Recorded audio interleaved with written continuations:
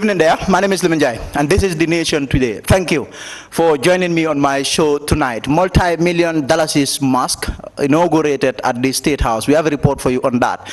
But that was further bad luck for UDP strongman, the commando, Momodou Sabally, as the High Court sided with the Independent Electoral Commission in saying that the Independent Electoral Commission was in fact right in rejecting Mr. Sabaly's nomination there. Banka Manneh will be my guest. He will assist me to go through some of the day's events.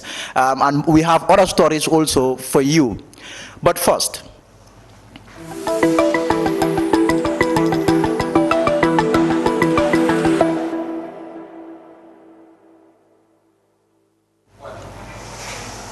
thank you for joining me. So my take tonight will be on Momodou Sabally. It would appear that his encounter with misfortune is showing no sign of easing. On Friday, that is today, High Court Judge Francis Achibonga sided with the Independent Electoral Commission and said the commission is right in rejecting his nomination to stand as a candidate in the upcoming National Assembly elections. He then dismissed his lawsuit against the IEC for want of merit. But what is the root cause of all of this? Well, it was in 2017 when the borough administration government set up the Jamaanoo Commission to probe former President Jammeh for corruption, and that commission held that Sabaly helped Jammeh pilfer the nation's money. A lifetime ban from holding public office was recommended for him. The government went ahead to implement that. When Sabaly went to the IEC to file his nomination, the IEC specifically rejected Sabaly's application for nomination on the basis of Section 91E of the Constitution that, and I quote, "No person is qualified for election as a member of the National Assembly if he or she has been found by a report of a commission or committee of inquiry, the proceedings of which have been held and published in accordance with the relevant law, to be incompetent to hold public office by reason of having acquired assets unlawfully or defrauded the state, or misused or abused his or her office, or willfully acted in a manner prejudicial to the interest of the state, and the findings have not been set aside on appeal or judicial review." The High Court has now said that the IEC was or is spot on. So what next for Sabaly? Well, last year I wrote an op-ed where I stated Sabaly joined UDP in the hope that the party was going to win the presidential election. I had correctly predicted that the UDP would lose the election, and if the party did, people such as Sabaly would or might leave the party. I had said that I did not see Sabaly being in opposition for another 5 years. Maybe I am wrong, going by the recent developments. In any case, time will surely tell. It's actually been too many problems for one man, really. From getting banned from holding public office for life, to a shock electoral loss, to getting blocked from running as an NP. This is not a good time for Sabaly at all. Sabaly is a very religious man too. Every now and then he would say a verse of God to represent situations that befall him. But given all of the mishaps that have befallen him lately, maybe it's time really for him to calm down and go on some self-reflection work. That will be all for my take tonight. We'll take a short break and we'll be right back.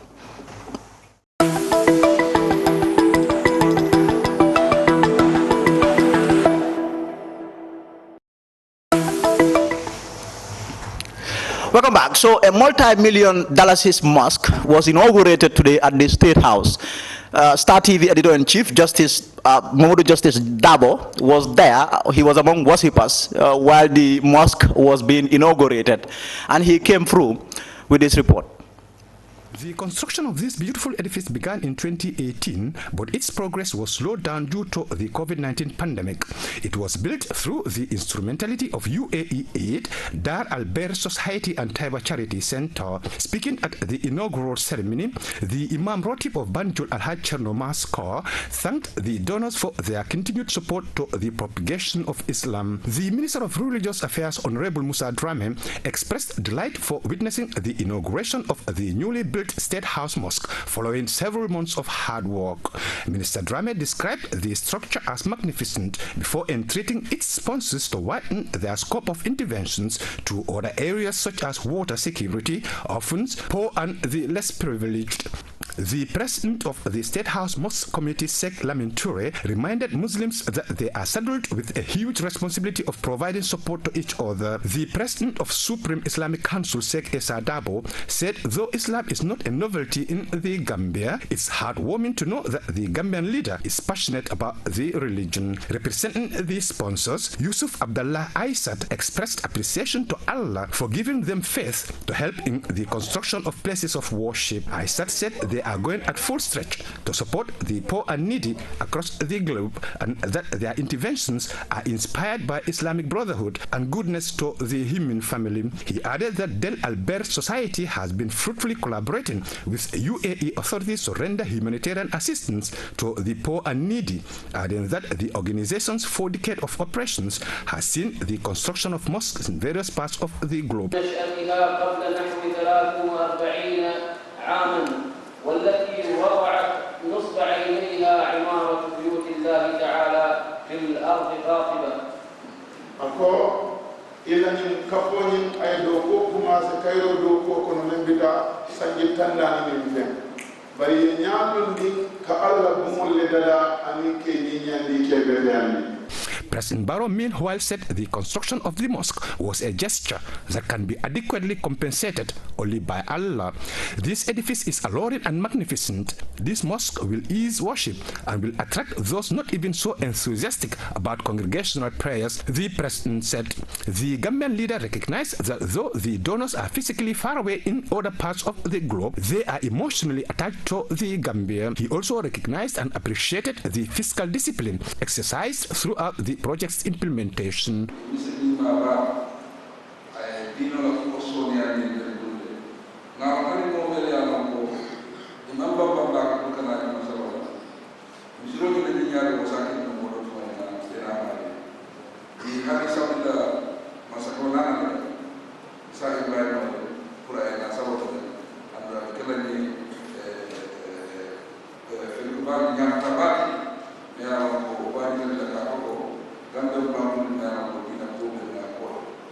President Barrow meanwhile urged the donors to spread their tentacles to other areas such as health and education.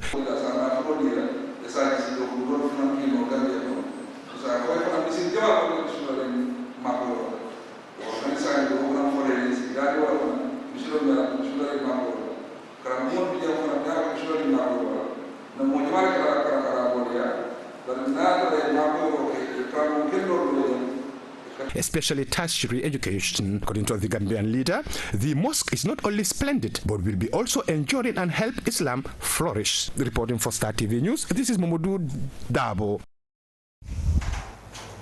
Welcome back. So it has been another dramatic and disappointing day for the United Democratic Party as Momodou Sabally got his case dismissed by the High Court for want of merit. More in this report there by Binta Koli. Sabaly sued the Independent Electoral Commission and the Attorney General, arguing that the rejection of his nomination to contest in the upcoming National Assembly election was not done in accordance with the law. He wants the court to quash the decision of the IEC in order to accord him the chance to contest in the Busumbala constituency. In a courtroom filled with Sabaly supporters and well-wishers with tight security, Judge Achiboga ruled that the Independent Electoral Commission was right in rejecting the nomination of Sabaly. Speaking to the press shortly after the ruling, Momodou Sabally urged his supporters to exercise calm and patience, adding that he will not let the borough administration suppress his constitutional right and that he will liaise with his lawyer and party leader to see a way forward. If listeners could recall, IEC rejects the nomination of Momodou Sabally on the 10th March 2020, an aspirant for Busumbala constituency, under the United Democratic Party ticket based on Section 90, subsection 1, paragraph E of the 1997 Constitution. For Star TV News, I am Binta Kul. Elsewhere, the Gambia Ports Authority has interdicted an additional 5 employees regarding the corruption scandal that has hit the authority. More in this report by Awasane.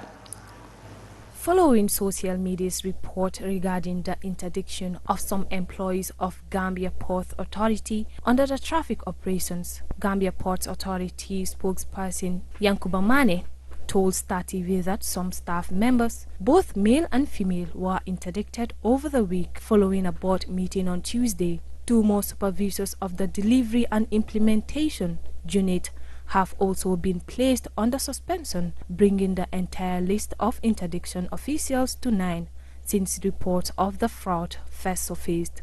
Manneh confirmed the report to be accurate.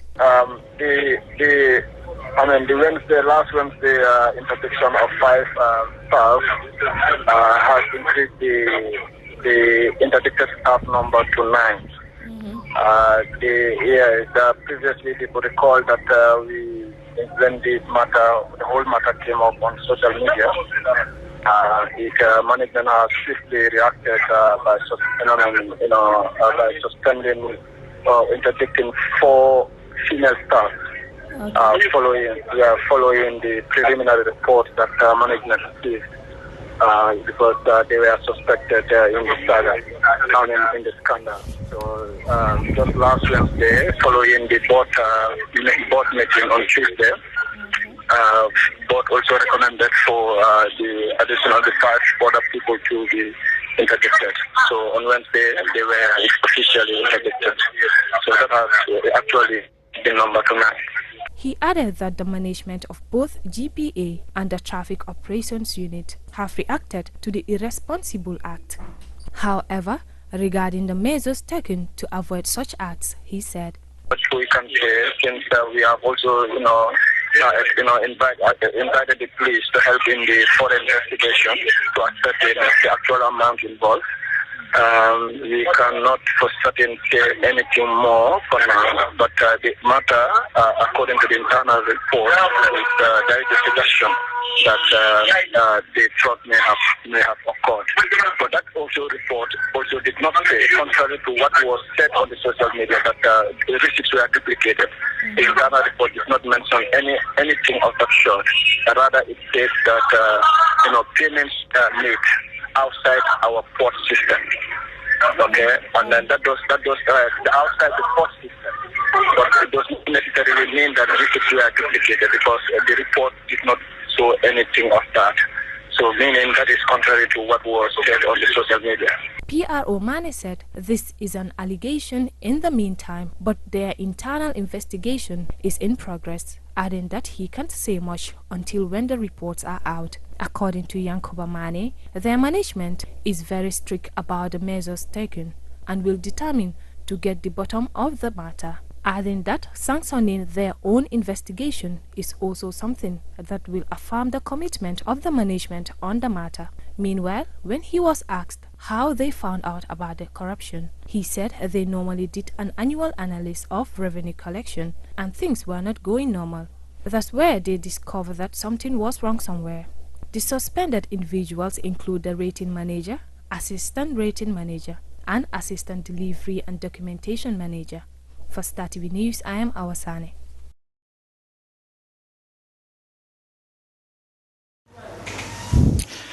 Now, the Ministry of Transport, Works and Infrastructure has introduced a new route license scheme for commercial vehicles. This scheme, according to the ministry, seeks to stop the double payment of fares by passengers and overall improve the transport system in the country. Mariam Dem reports.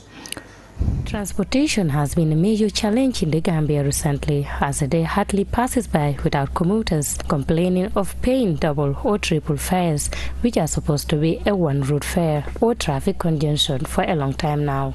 Well, in this regard, the government, through the Ministry of Transport, has taken a step to address the dilemma. The ministry on Tuesday announced a new route scheme that will ensure drivers put stickers with numbers issued by the ministry on their cars to address the issue. The scheme, according to the ministry, shall apply to commercial vehicles that are licensed to carry 10 passengers and above. Registration to obtain the permit and stickers started on Wednesday, 30th March 2022 at various garages such as Banjul, Sarakunda, Tipa Garage, Bursube, Costa Road and Brikama. The official launching of the scheme is scheduled for Monday, 4th April 2022. The ministry urged all drivers to comply to ensure the active implementation of the scheme. Meanwhile, the vehicles running within the following areas are subjected to the scheme: Banjul to Westfield, Banjul to Brikama, Banjul to Bakau, Banjul to Sarakunda, Banjul to Tipa Garage, Banjul to Tabokoto, Westfield to Tabokoto, Westfield to Banjulinding, Westfield to Brikama, Westfield to Costa Road, Westfield to Bakau, Tabokoto to Brikama, Lamin to Brikama, Brikama to Costa Road, Brikama to Turntable, Sarakunda to Tabokoto, Sarakunda to Costa Road, Sarakunda to Banjulinding, Sarakunda to Brikama, Sarakunda to Bakau, and Sarakunda to Terminal. Maria Madam reporting for Star TV News. And now, in fulfillment of his demand, the Ministry of Defense, in partnership with the Veterans Association, presented a vehicle to one of the World War II veterans, Ibu Jangha, who is 102 years old. That's how old Mr. Jangha is. More in this report. The donors also include Jar Oil Company, NAWEC, Gambia Ports Authority, Social Security, and other institutions. Ibu Jangha did not only receive a vehicle, but also a token of $10,000. Minister of Defense Sheikh Omar Faye shows appreciation and thanked his staff for the job well done. Ibrahim Akambi is the president of GAF Veterans Association. Because I was going to give thanks to everybody who participated in giving us something as veterans. Like somebody said here, we serve the nation. And anywhere you go to, they will tell you, the only person who can tell you what war is like and what peace is like is the veteran. Because he's done the war, and now he's in a peaceful society, so he's done both. Once you've done that, you become a veteran. And there is this saying also we always say, you are either a veteran or a veg. And we all know what a veg is, vegetable. You are either a vet or a veg. If you don't become a vet and become a vegetable, you'll be consumed. Because vegetables are for consumption only. So thank you very much for having this idea, Madam Senghor, and the PS coming up with this fantastic idea. When I was called, I was overwhelmed. I thought we are alone. I thought we are lonely.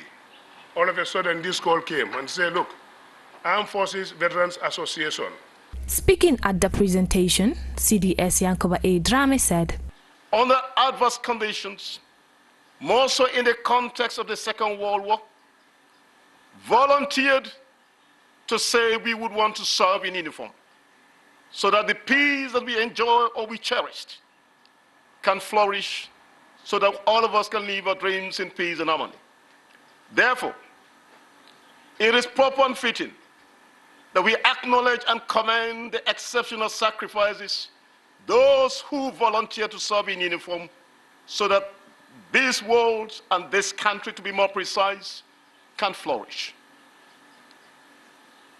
Veterans, we cannot thank you enough for those exceptional sacrifices you made so that today we live in a free world that is characterized by peace and dignity. Without those sacrifices, perhaps, it would have been a different world. So, to acknowledge that exceptional sacrifice from individuals, in my view, is proper and fitting, and we must celebrate it. CDS Drame said this donated vehicle will go a long way in elevating requirements in the context of transportation and transaction to be undertaken by the beneficiary on a day-to-day basis. CDS grabbed the opportunity to thank those who served in uniform and are still alive for their sacrifice and service to their nation. Fatou Senghor, the CEO of Fatima's Trading, brings the idea of the initiative and said her bond with GAF is way stronger now than ever. The eldest of the veterans, Pa Osman Njie, was also given a token of appreciation, which was collected by his son, P.O. Njie Jr., and he thanked the donors on behalf of his father. For Star TV News, I am Awasane. Welcome back. So now we'll get to the interview part of my show tonight. Well, the National Assembly elections are upon us, but also today, the day's major event was the High Court's decision to dismiss the case of UDP's Momodou Sabally there for lack of merit. Banka Manneh joins me tonight. He will be my guest on the show tonight, one-on-one with him, independent analyst. So we will be talking about some of these things, really, the cost of living, all of that, really. I know there's been a lot of movement in terms of the candidates. Mr. Manneh, thank you for joining me on my show. I appreciate it. I'm glad to be here, Lamin, as always. I mean, UDP has struggled. They have struggled since the shock electoral loss in December 2021 to now. Initially, it was the party that went to court claiming that the election was rigged, it was stolen. They lost. I mean, in fact, the court did not entertain the case because of some technical procedural issue. Now you have Sabaly, rejected by the IEC. I mean, he went to court, backed by his party. Today, the court is saying that the IEC was right. What are the takeaways for you? Like I've always said, Lamin, before, and that is that we should celebrate these kinds of stuff because it looks like everybody is relying on the law. Mm-hmm. Which is basically the rule of law then prevails. Mm-hmm. So, in other words, those who are aggrieved, literally Section 5 of our Constitution gives them right to go to a court of competent jurisdiction to seek redress, and which is what literally the UDP is doing and Momodou Sabally is doing. So that's very, very commendable. It's showing that our democracy is maturing to where we are not really just yelling at each other on the streets, but we are literally going to the right forum to address these issues. Unfortunately, I mean, obviously, as you rightly said, they've lost these cases and they should see it for what it is, that the courts have interpreted the laws as they are written and as they are, and that the law, it just happens that this case just, did not go their way. I mean, based on those interpretations and based on what the Constitution really intended, if you will. So, I mean, I think they can be proud of themselves for relying on the law and encouraging their supporters to really follow the due process of the law, because that's the kind of country we want. I'm sure, with these things, you'll win some, you lose some, but at least the country remains and it keeps going in the direction that it needs to go.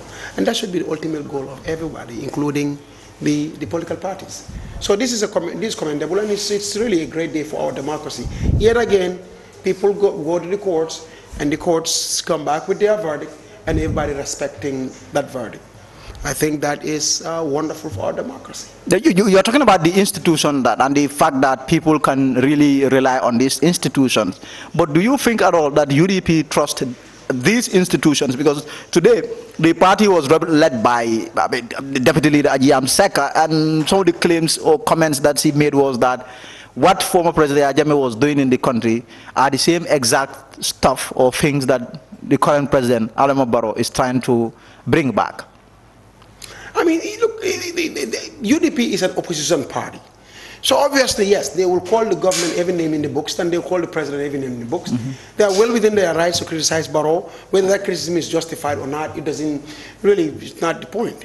The point is, Ajay Seka is doing what opposition parties do, and that is to scold the government, and sometimes when things don't go their way, call the government all kinds of names and insist that the government is not democratic or what have you. So it's a matter of opinion. Obviously, if you ask somebody else on the other aisle of the divide, they will have a whole different take on this. They will tell you, well, Barrow is the most democratic, he's this, he's that. So these are all happening within a democratic culture that we are trying to inculcate. So it's great. And as far as the opinion itself, whether I agree with her or disagree with her, I tend to kind of shy away from that because that's not the issue. I really want us to focus on the basis here, on the issue here, which is our democracy. But what I was trying to get at is that you are saying the citizens can trust the system, the democratic institutions. Absolutely. But you have the UDP, they are thrown into these institutions, but they will come back and complain and say, oh, it is Adama Barrow who is, they are working on orders. Look, that's if that's what you are referring to, I don't believe that one bit. Yes. I don't believe that these Supreme Court justices or High Court justices are being influenced. We have right now can be bought or unsold or threatened or what have you. I don't believe that one bit. Now, so they are working independently. Absolutely. I strongly have strong faith in these justices that we have currently in our judicial system. I really do. But again, that's why I was saying opposition parties can, do what opposition parties do. Call the government every name in the books, accuse them of everything on earth. Whether that's justified or not, whether it's, really true or false, that's a whole different ballgame. But look, UDP has won cases here. Yeah, Kumba Jeti case was a heavily political case. She was fired from the parliament by Barrow because she was leaning UDP. Period. There is no ifs and buts about it.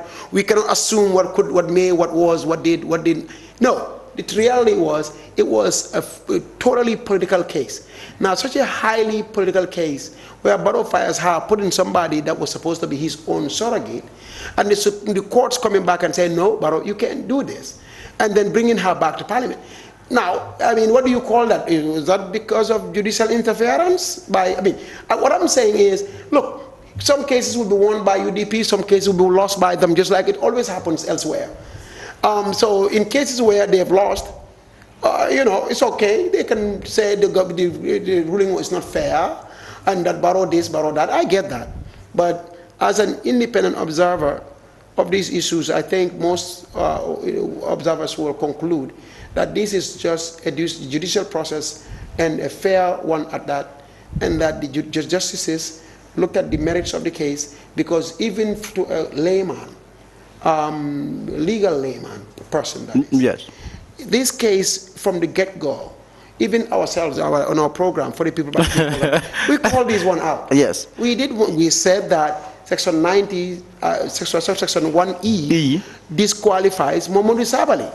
Is because so would you say that Sabaly gambled on his feet? He gambled then, yes, by going and then to the IEC to say that, in fact, I am looking for a job when you are not qualified. When we were encouraging him in that same program, during that same program, we were even encouraging him to go to the courts, because you have to understand these issues have to be challenged in the courts, because it is only the Supreme Court and the High Court that have the sole jurisdiction when it comes to matters of interpretation of the Constitution.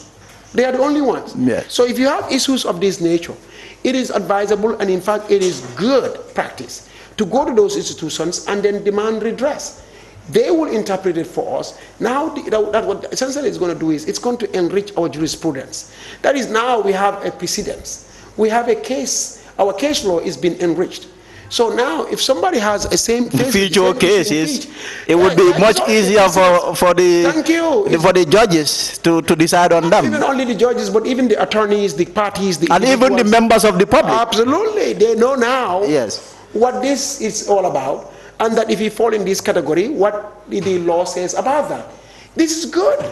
This is really good. Otherwise, it's really open to you and I, the regular guys, our own interpretation, which wouldn't hold any water. But then come to think of, you are saying that even the lay people, knew that there was no case for Sabaly. Absolutely. But then you have lawyers. There was a bitter legal battle among the country's lawyers. You have a lot of, lawyers galore in UDP. You have all these lawyers who are insisting that the IEC had no right to reject Sabaly. They that the issue of interpretation is not their business. No, they are doing what lawyers do. They are doing what they need to do for their client, so that they can get paid. Not necessarily get paid, but I'm just saying they are just doing their job. Yes. Because let me put it, even murderers, they get lawyers representing them, right? Yes. And what do those lawyers do? They go out there and try to create what we call reasonable doubt, yes, in the court as far as their client is concerned. To find a way of getting their client out of trouble. Absolutely. Could it possibly be somebody else who murdered this person?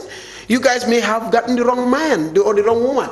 I mean, what I'm saying is they are just doing what lawyers do and what they're supposed to do. And that is to try to build a case for their client and say, look, his case has merit and that these guys should not be disqualified. And they have to try to pull, I would say, relevant provisions in the Constitution to even back up their point. Because, you know, you cannot just also go to court without pulling the provisions that you are relying on, because it's like me saying, hey, my rights are violated. If I just go to the Supreme Court claiming my rights are violated, the Supreme Court cannot really rule on that. Because that is nothing. Well, because I have to pull the relevant provision in the Constitution that was actually violated. Because this is law. You have to pull the specific provision and say, hey, Section 2, 3, 4, 5, 6, 7, 8, 9, 10 of the Constitution of the Gambia says this, and these guys did this to me, so they violated that provision of the Constitution. So otherwise, the courts cannot rule on that. They cannot tell me whether my rights were violated or not. For my rights to be violated, there has to be a provision in the Constitution that has been violated, that actually forbids that action to take place. Make sense? So in this regard, they will also have to do exactly that.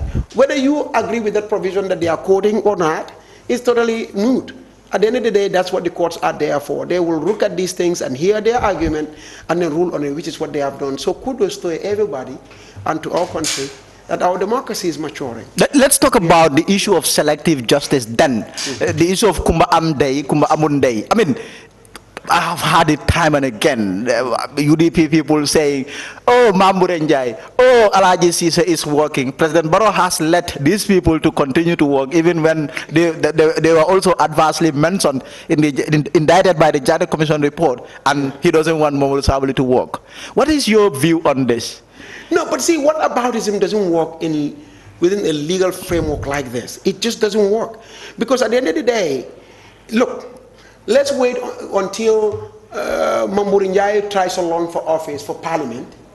But he's in public office. No. Yes. No. Yes. You have to understand. Yes. You see, I think people are convoluting two issues here. Yes. Look, go on. Yes. The Momodou Sabally case, as it stands right now, yes, is that Momodou Sabally is trying to run for a National Assembly seat. Yes.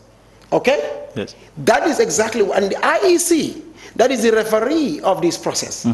It's their duty to look at every individual and see whether you actually are qualified to run or not. Now, that's what the IEC has done. The IEC has called out the situation for what they believe it is, and then the court agrees with them. Case closed. Now, if somebody wants to pull the Momodou Njie case or Alaji Sise case, I get it. But that's only going to be relevant if Momodou Njie actually tries to run for parliament, yes, and the IEC now approves his candidacy, and in quote-unquote violation of the law, yes, and then that case goes to the Supreme Court, somebody can take the case to the Supreme Court, yes, and then challenge that situation. Now you can make the comparison, because now we are comparing apples and apples. Yes. But so if you want to scold the Barrow for hiring these folks because you quote-unquote believe they are not supposed to be hired based on the recommendations of the Jamaanoo Commission, the same report, yes, I get that argument. But that doesn't mean that the IEC, what they did is illegal or wrong or anything for that matter. Their job is to hold everyone who wants to run for office to account by making sure that you can actually run. If Momodou Njie goes there, then we'll watch how he's going to be treated by the IEC. If they treat him any different, then people can now compare these two and say, wait a minute, what about Momodou Njie? But he hasn't run for office, and the IEC hasn't looked at any case regarding that matter as far as he's concerned. Same thing with Alaji Sise. How can you compare these two? You bring that issue into this one and say, oh, because they are hired by the government in some other department, yes, yes, that the IEC should just let this one violate the Constitution and run for office. The argument just doesn't hold any water, because these are two totally separate issues. The case before the IEC is what the IEC can judge and can call out and can rule on, which is what? Momodou Sabally's case. Ask Momodou Njie to run for office and then gets to face the IEC, and then we'll see how the IEC is going to call that one, in that situation. But that hasn't happened yet. Until that happens, you cannot use that to say because they are working for government, this one here can now run for parliament. IEC should allow him to run. No. If we want Momodou Sabally to run, guess what we need to do? Let's go in our constitution and change the constitution as we have it. And delete that law. And delete that law. Now that will make Momodou Sabally eligible to vote. I mean, look, dual citizens. But also the president has the prerogative to say, okay, I have forgiven Momodou Sabally. Is that something? No, you see, I'm not. Again, I'm not. I'm going to law school, but I'm not a legal expert in that regard. Yes. To really kind of give you analysis on when the president does A, B, C, D, what the law actually means in that regard. Now, I don't know. Maybe if the president pardons him, maybe then, because a pardon literally, it does kind of make you hold again. Yes. It does. Mm-hmm. It kind of, it gives you a certain, well, I would say total immunity. It's almost like you never committed a crime. Pretty much. That's what it does. It doesn't, it pretty much erases it. That's my own. More absolves you of. Legal experts can, correct me on that. But what I am trying to say is this, that if the president does that, possibly it will help to mitigate his case, and then he can now be able to run. Now, what the Constitution says about it, I will have to go back and look and ask, and I think that's a very valid, very relevant question. Yeah. But the point here right now, Lamin, that I want to emphasize on is this, that those who go to the IEC seeking for nominations to run for office are the only ones the IEC can really look at and scrutinize and speak on. Those who haven't, the IEC cannot. So we cannot be taking those who went to the IEC. IEC disqualifies them, and then try to scold the IEC by simply saying, look at that other guy over there. He's in government, so you should allow this one. So essentially, I tell them, violate the Constitution because that one guy there has done something that he's not supposed to do.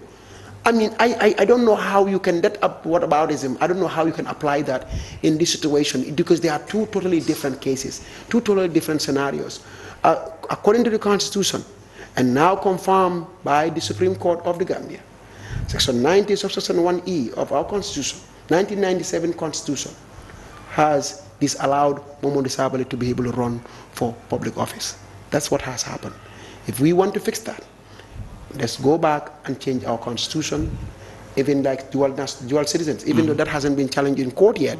Maybe when it's challenged and the Supreme Court rules on it, that's when it will confirm, or it will settle the case. It will become a settled case, as far as that issue is concerned, so that we know whether that's actually the case. But for now, based on our own analysis, and just like we did with Momodou Sabally, is that even people with dual nationalities cannot run.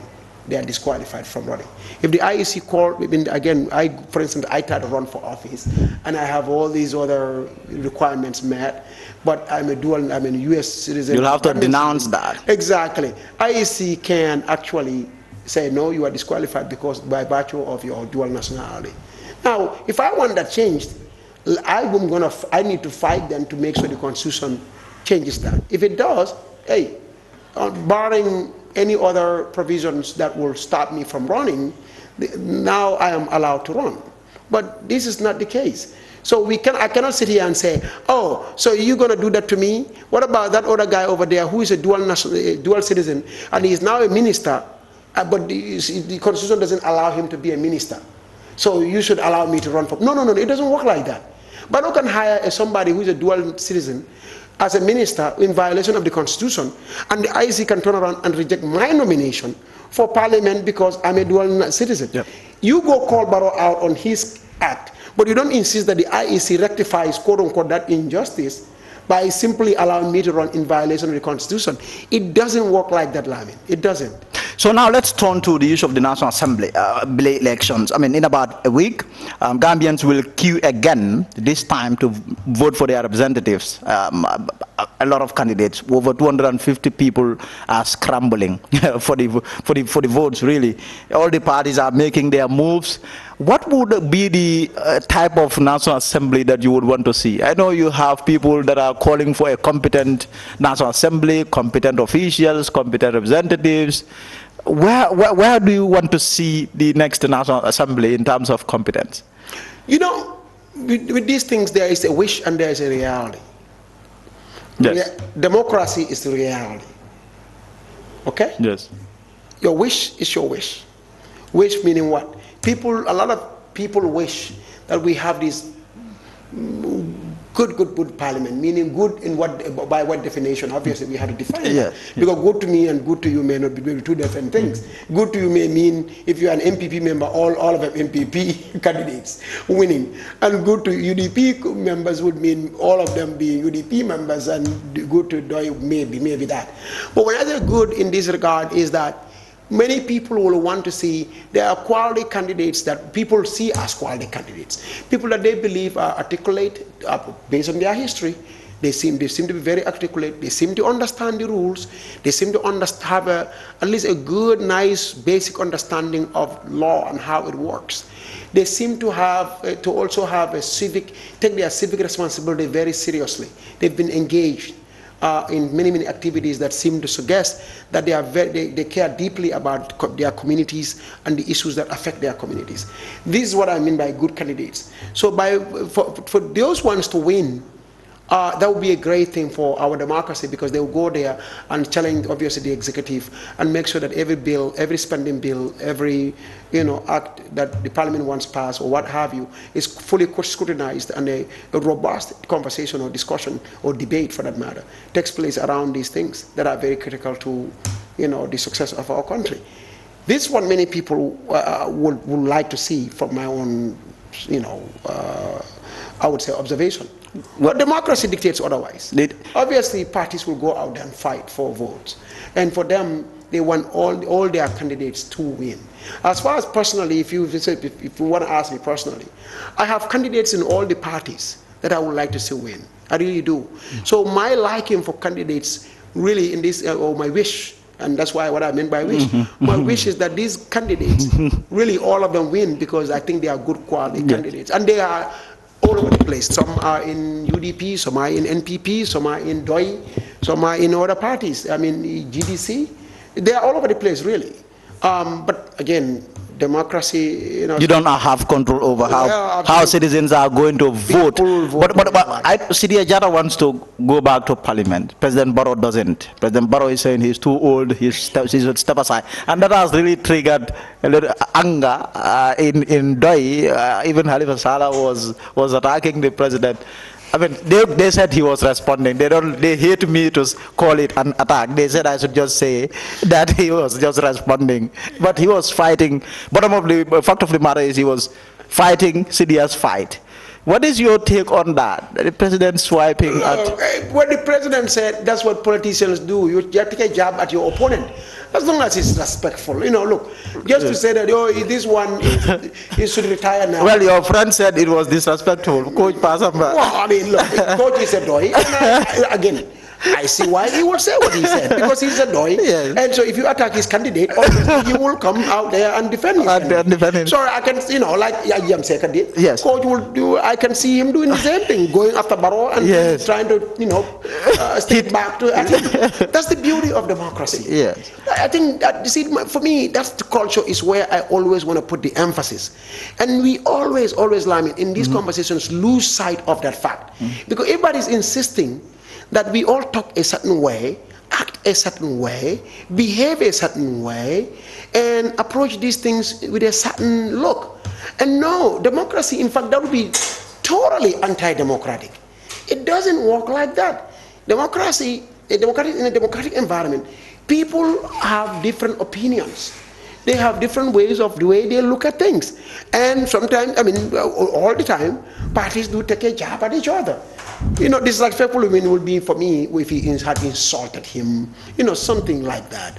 But to say that, look, Sidia to retire, I'm sorry to DOI members, but hey, it's normal. It's a normal democratic speech, and I don't blame Barrow for he's vouching for his candidate.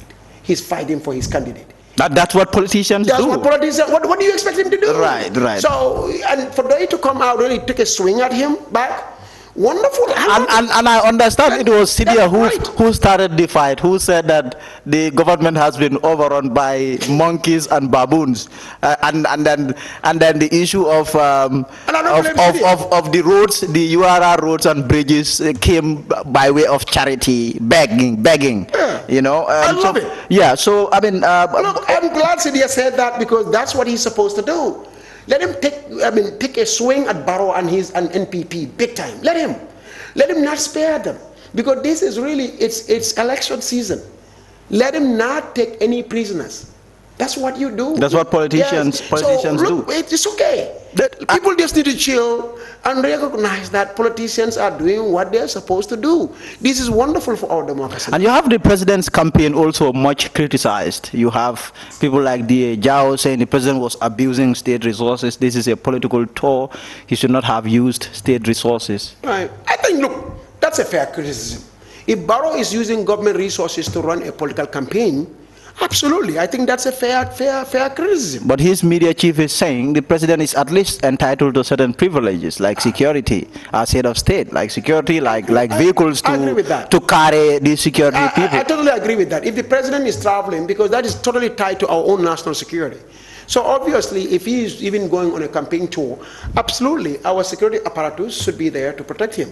Now, somebody can agree or disagree with whether that trip is necessary or not. You know, again, these are all things that you can criticize the president on and say, hey, yeah, we get it. You're supposed to be protected, but the timing of these things, why are you always traveling to these places knowing that our resources will be used to protect you, and then go after him for it? Wonderful for our democracy. Let's go ahead and have these debates. Let's continue to have these conversations. Those who don't agree with Barrow and how he's approaching things, like Njie just did, by all means, go out there and say it. Let's have a conversation. Let's have a debate about this thing. It's going to enrich our democracy. It's going to make us a better country, and it's going to help us to be able to achieve that country of our dreams, Lamin. That's exactly what this is all about. Let us never, ever, under any circumstance, lose sight of that fact, that aspect of things. I think we tend to, everybody wants things to be done your way. It's people to talk your way, to say what you want them to say. I'm sorry. In a democracy, this is exactly how it works. People will take a swing at each other.